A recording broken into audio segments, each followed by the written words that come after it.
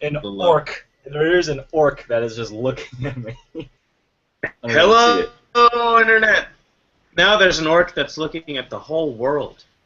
Wow, a whole new world.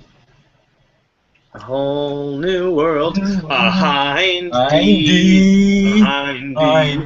A Hind D. A Hind D. Now we're in a whole Hind D. Welcome to a Hind D on improv.com. Tonight it's just me and Teo, like it has been every other night. Every Hind D night. Yeah, we have a sold-out house here on a Hind D. 0 viewers right now, but hey, that's a sellout in my book. Yeah. Don't require any viewers. My throat's a little sore right now. How are you feeling, Teo? I'm feeling pretty good. I got a fan on me. Yeah. That's it. That's nice. Well, you know, I was going to say that battling. I took a large bowel move. I had a large bowel movement before this. So, but there's 0 viewers. Who cares? Well, I can say whatever I want. Feel pretty good. Yeah, fuck it. So tonight, we have an idea for you guys that we think is pretty cool. You are going to be simultaneously experiencing an episode of Star Trek from the first season, and an improv show from right now. That's how improv works. To explain, Teo and I, we're going to go to the Wikipedia plot synopsis of just a random episode of Season 1, and we're going to go through it paragraph by paragraph, and we're going to do scenes when we feel inspired. So that's that. Can I get a... Let's see. Can I get a random number between 1 and 29? All right. I'm at random.org, and our number is 8. 8. Lucky number. One of my favorite numbers. The episode is titled Miri. M-I-R-I. It's the 8th episode of the original Star Trek. The original one is, it has, you know, your Captain Kirk's and your Spock's, you know, your McCoys, your classic lineup.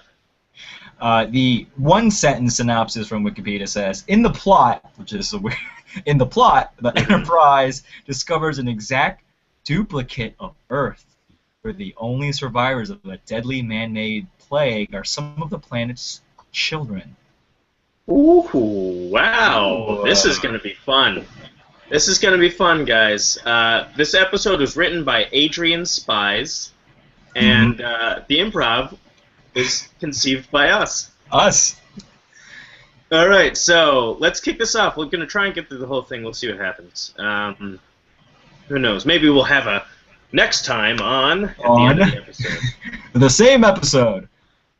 All right. So on Stardate 2713.5, the Federation starship USS Enterprise, under the command of Captain James T. Kirk, follows an old planetary distress call leading to a planet that resembles Earth in every detail. Let's do another paragraph here. That one's a little... Kirk assembles a landing party consisting of himself, Spock, Medical Officer Dr. McCoy, and Yeoman Janice Rand, and 2 security personnel, to investigate this remarkable find. Upon their arrival, they find the planet resembles Earth of 1960, but seems abandoned. As the team curiously inspects a tricycle, they are attacked by a ragged man who seems infected by a horrible disfiguring mutation, but shows incredible strength. Kirk strikes the man 3 times, the man has a seizure and dies. The security guards then spot another figure running into a building. You know, I was playing with my son in the yard the other day. And, god damn, it's just like kids' toys are getting so complex these days. Oh, yeah, I totally agree. I remember the days when we just had lawn darts and just threw them. Those were great. Those were fun. Yeah, simple. A sharp object. It weighed a lot. You tossed it. And Tossed now, it. I'm Yeah. going outside, and my kid's got this jungle gym that I had to put together myself. It's got different working parts. I'm no engineer. I'm a librarian. I'm a librarian. I Yeah. can't go putting together some complex machinery. I like lawn darts. Yeah. Whenever I open a package and I just see an instruction manual, I throw it away. Throw the whole thing away. Mm-hmm. The only reading I do is fine works of literature. Okay, it slows me down to have to read these complex diagrams. I'll feel it out. You shouldn't have to read a diagram. You should read words, not diagrams. I agree. Totally. Hey, Billy. Hey, Billy, stay away from that. Okay, that's a goose. Dad, I read about it in my biology book. I want to play with it. Billy, it will bite you, okay? It's very complex. It thinks that you're a threat. It thinks that you're some sort of animal that's after its babies. You just treat it like it's some sort of enemy that will attack you at any moment. Stay away from the goose. It just wants bread. These kids, I'm going to turn back to you, friend. These kids, they think on such a high level. I feel like they're growing up faster and faster every day. Yeah, my kid figured out how to use that iPhone before I did. He just touched it and then he swiped left and right. Hey, Billy! Billy, Yeah. put Daddy's buzzsaw down! Billy, put Daddy's buzzsaw down! Dad, I fixed it. It was broken, but I fixed it. What? It was broken? It was broke. Well, I mean, yeah, it was broken. Well, I had been chopping down trees. I had been moving it back and forth and chopping down trees Dad, with it. Yeah, Dad, it runs on gas. You just had to put gas in it. I mean, it wasn't really broken. You just didn't know how to use it. You were using it manually when really you could just turn it on and it would buzz stuff. Billy, you need to respect your father, okay? He's worked hard to become a librarian. This is a very responsible position. Are you about to backtalk me? No, Dad.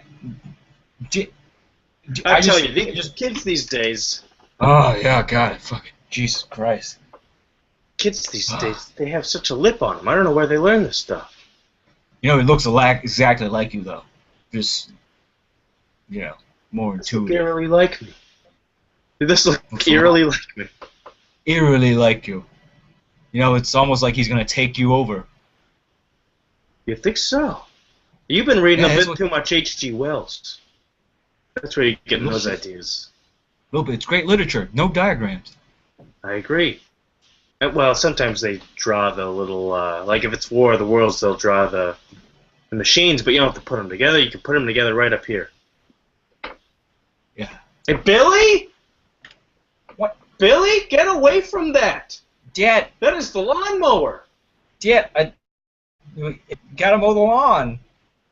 You just have to put Billy, you'll do your chores manually. Billy, do your chores manually. You'll take the grass in your hands and you'll feel the grass. Why did I even buy that thing? Why didn't you buy it? Why did you buy it and not use it? I thought I could conquer machines, but no. I was a fool. They conquered you. And scene. All right, so Kirk, the last where we left off, Kirk had struck a man 3 times, and the man has a seizure and died. You want to do the next one? Yeah, the team chases the figure down, which the security guards had previously spotted, discovering that it's a terrified girl who appears physically normal.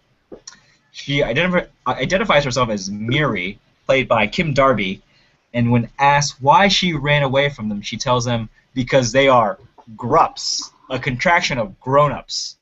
And the grups killed and hurt the children before they die. Okay. When asked where her family are, Miri tells them she is an Only, and she and her friends are the only ones left as all the adults are dead.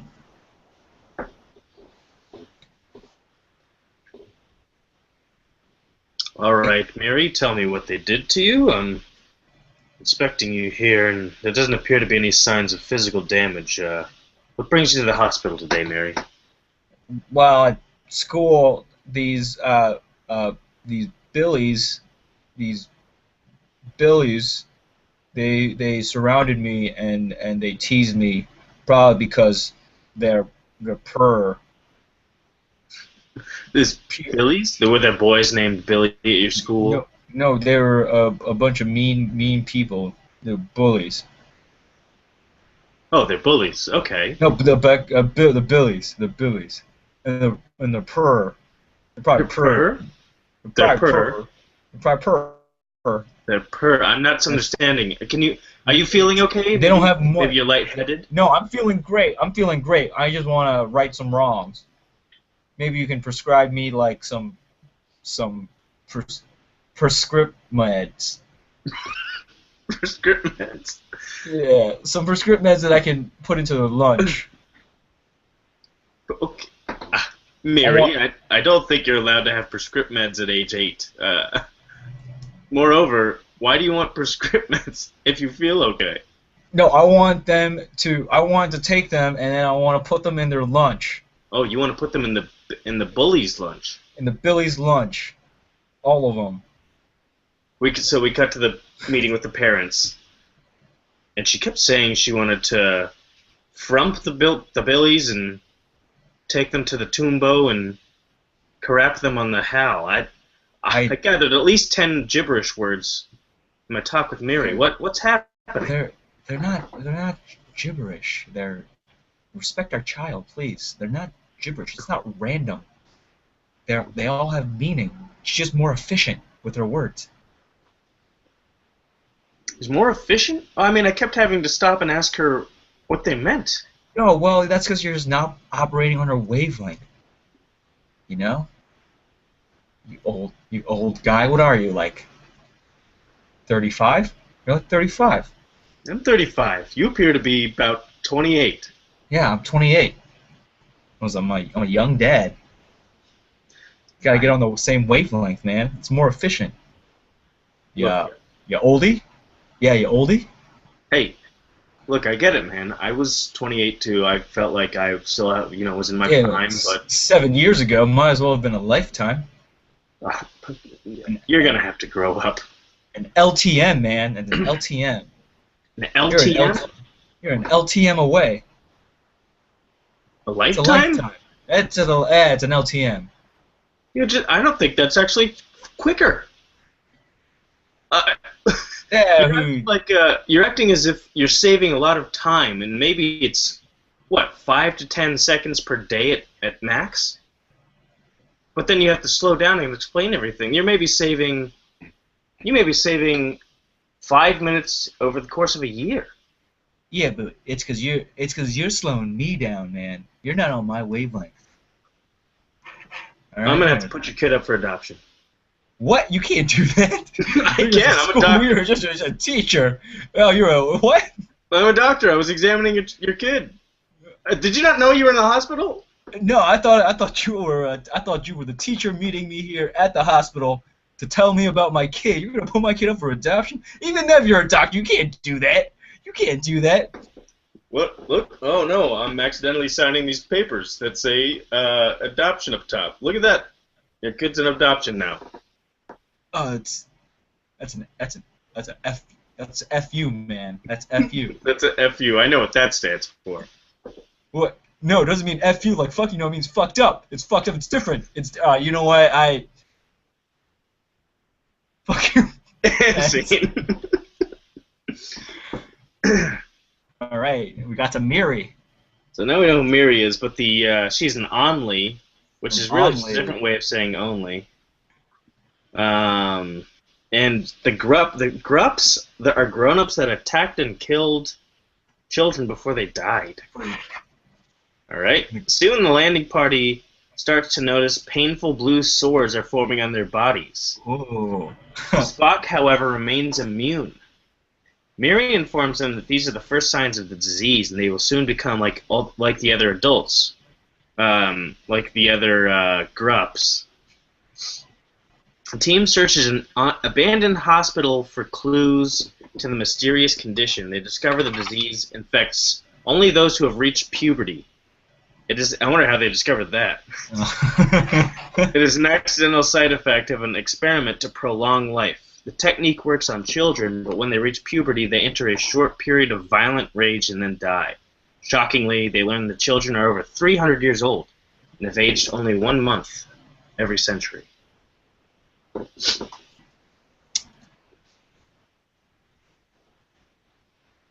right, Greg, you're going to be 13 now, and, well, your body's going to rapidly change. And I don't mean like you're going to grow hair in weird places or you're going to have random erections. I mean, that's going to happen, but what I'm really saying is this is the start of your body deteriorating. And soon you will die. What? You will die. Your body is no longer at its peak. It's reached puberty. I don't think... I mean, I have a lot left to live for. That's what Mom says. You don't. I could be a baseball player one day. Sure, but your cells, they'll deteriorate, and slowly you'll die. Is that why you keep the pictures of all the little boys and girls on your wall, Dad? Yes, that is why. There's no other reason. Son, cherish this moment. Look at this mirror. I want you to look at it. This is you. This is the best version of you that will ever be. Oh, I feel short. This is how tall I'm gonna be forever? No, but this will be the best part of your life. You'll be taller, but you'll never feel as good. I don't know. Why is that? Why you ride around in the van with the camera taking pictures of the little boys and girls? Yes, because I love them. I love them. I know, but I want to be them. I want to be them. That's why I give them candy. If you love somebody, why don't you encourage them? Why do you just say, "Oh, this is it. You're going downhill"? It's making me feel just sad. You're 13 now. You've peaked. You've peaked. Your life peaks when you turn 13 and you hit puberty. I don't like puberty. I wish I had never hit puberty, but alas, I have. Is that why you draw all those pictures and send them into all those websites that you say I can't go to? Yes. You know, I've found a community, and you know what? I know what you're getting at. You probably learned about pedophiles. I'm not one of them. I'm on a series of websites where we trade pictures of young children to each other, not for sexual purposes, but just to cherish being young. Yeah, my school counselor, she said that I should stay at school until she tells me that people are going to come here and get me, but I snuck out and came home. Yes, because you love me. Well, now that you're telling me this is my peak and I can't play baseball, I don't know. I think I want to go back. That's fine. I don't care about you anymore. You're 13.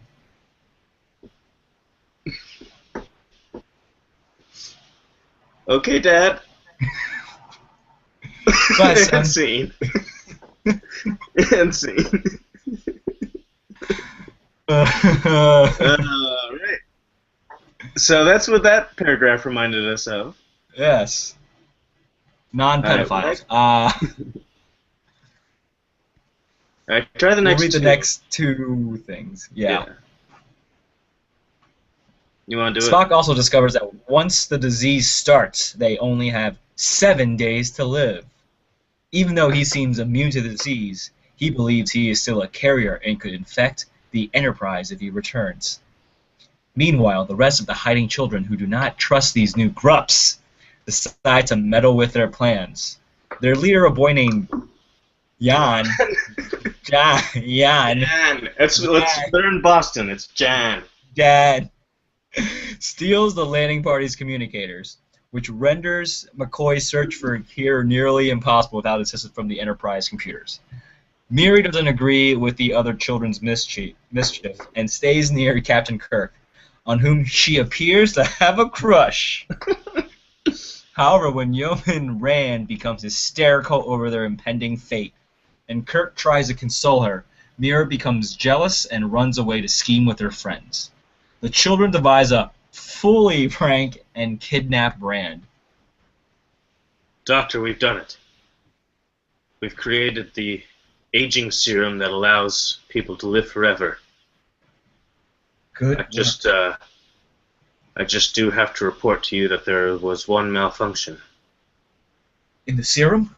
In the serum. Although the children who we gave it to appear to stop their aging process, freezing them in the perfect state of 12 and a half years old, their mental capacities have aged lockstep with the now full-fledged 18-year-olds, except they're trapped in 12 and a half year olds' bodies. This is bad. Oh no. Oh no. I'm not going to open the door. I'm not going to open the door. I won't show you what's going on in there. It would shock any man. Open the door. No, I won't. Need to see. You don't need to see this. We'll kill them. We'll kill them. It's a terrible, terrible thing, but what's going on in there is disgusting. It is disgusting. It is disgusting. We shouldn't let anyone see it, but to kill them? To kill them? Is that really better? I would honestly risk losing all of my degrees, losing my ability to practice medicine, and yes, going to jail if it means that the world doesn't have to see what's going on in there. They've discovered Tinder. Do you understand? Wilson, I have to confess something to you. I've just been so excited with our research and how it's been going that I started live streaming our work in the lab and with our subjects. And I've been live streaming all of our quarters to the internet. Oh dear God. This is bad. Why did we put that live stream in? Do we really need to watch them on a live stream? You know, I like to hear the feedback from the people. Oh. I don't want to think about what's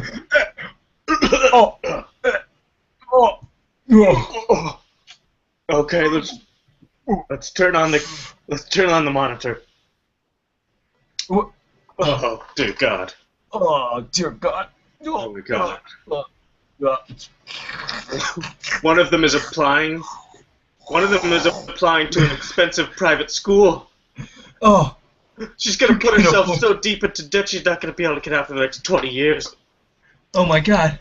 They're all watching music videos. Damn kids! They're not even interacting with each other. These damned kids! Oh, that one's trying to unhook a training bra. I have a 12. She's trying to unhook a training bra. She's acting like a 12-and-a-half-year-old. Maybe that one's immune. Maybe that one's immune. Oh, I'm not going in there. I can't go in there. I can't. Yeah, I'm not going in there. Let's see. All right, we're through probably almost done with the second act. We're getting close. I think we're there. All right. So let's. Huh? You still want to continue? Yeah, I think we can maybe finish this thing. It's about 25 minutes. Yeah. All right. Returning later, Miri is confronted by Kirk, who she has a crush on, and who tells her she and the others will eventually contract the disease, just like the Grups, if they don't help him find a cure. In fact, he grabs Miri's arms and shows her the blue sores that are already forming on her skin. She takes Kirk to the schoolhouse where Rand is being held captive. He confronts the children and tries to get through to them that none of this is a game. He tries to get through to them that none of this is a game. At first, the children don't listen and continue to harass him. Encouraged by Jan, and they become increasingly menacing until one of them finally beats Kirk nearly senseless with a wrench. Bruised and bloodied, Kirk implores them to think of the youngest onlys who will be left without resources when the older ones are dead. He warns them that the stores of food and supplies are nearly depleted, and he also points out that the children have hurt him and now literally have blood on their hands. I hope that's an exact line. Yep. Exactly like the grups they're afraid of. I am a grup, he says, and I want to help. Should we put the last one in there too? I feel like we could... Okay, yeah, let's do that. Alright, Kirk rounds up the children and returns to the hospital, but finds that Spock has previously found that McCoy, unable to accurately test his experimental serum, has injected himself with a full dose and collapsed to the floor. Jesus. Soon, however, his sores fade away. The serum is both safe and effective. After curing the landing party and the children, Kirk informs Starfleet to send teachers and advisors to the duplicate Earth to help the children start their lives over again. And now for the thrilling conclusion of a Hind D.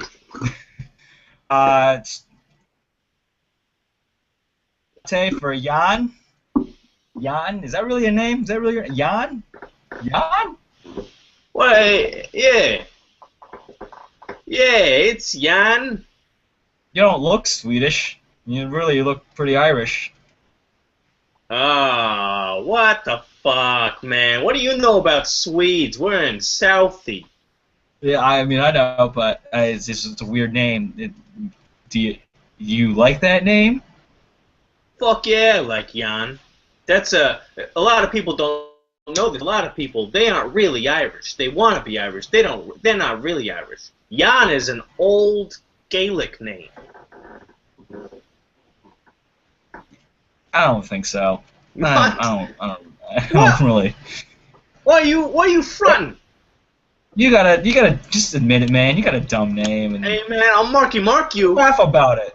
I'll mark you. I'll beat you up with this 2x4 and take your 30 rack of beer. Look, first of all, you can't take a 2x4 in here, all right? And why did you bring it in here? Why don't you just leave it in your truck outside? Oh, because I'm ready to mark anyone. I'm ready to mark anyone when the marking is right. No, I really don't think Mark Wahlberg would like you using that as a verb like that. All right? Have you not heard of this incident? Marky Mark actually did that when he was like 17 in Southie. He took a 2x4 to a stranger just because he wanted his beer, and he put him in the hospital. Yeah, I still don't think he would appreciate you using that like a verb like that. You think I'm gonna consider his feelings? Well, it seems like you look up to him as a hero. Oh, you must not be from around here. No, we hate Marky Mark. Yeah, we hate Marky Mark at Southie. Why? He's so successful, and he's from your area. Yeah, you know how often he comes back to the area? Guess how often Mark Wahlberg returns to South Boston, to the shitty parts? Yeah, I guess. Lots? I said to the shitty parts. Lot. Okay. I'm saying rarely. You're damn right, rarely. We hate Marky Mark. Yeah, Plus, he made 2 guns. 2 guns? We prefer The Departed. We hate Marky Mark. But I'll Marky Mark you! Come on, man. You come in the Starbucks every day. You're not gonna Marky Mark me. Oh, yeah. You think you're gonna pull the S word on me. No.